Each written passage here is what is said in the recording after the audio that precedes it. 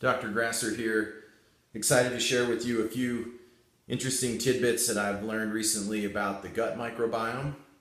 Remember, the gut microbiome is a colony and multiple colonies of organisms, particularly bacteria, that live in our colon, and they make up 10 times more cells than our own human cells and 10 times more DNA. There's over 1,000 species of bacteria found in our colon, and there are probably up to 5,000 or more subspecies.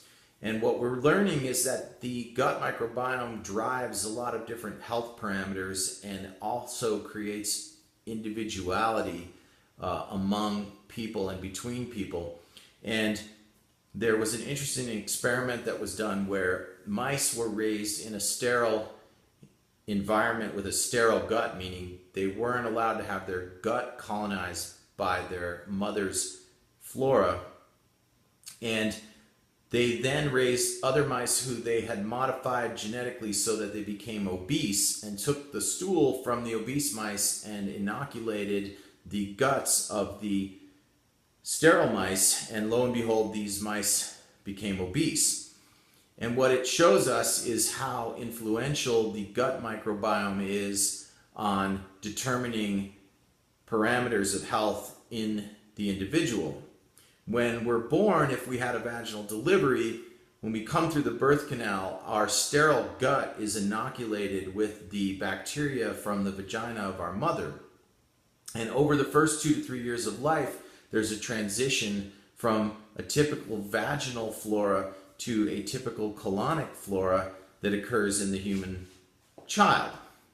Remember, there are 4 distinct areas of bacterial colonies in our bodies. The first is on our skin, which is very different from the flora that lives in our mouth, and is different still from the flora that lives in our colon, and different from the flora that lives in the vagina or lived in our mother's vagina. And what we now know is that if we can feed the gut flora and create a healthy environment for the gut flora through healthy diet containing plenty of prebiotic foods, through selective use of antibiotics, and through stress reduction in its many forms, we can actually enhance the health of the gut microbiome, which will then affect things like how many calories you extract from what you eat, or how healthy is your immune system and whether or not you're set up for autoimmunity. It will affect inflammation. It will affect absorption of different compounds and toxins. So the gut microbiome is an entire ecosystem of non-human organisms that actually determines the health of its human host.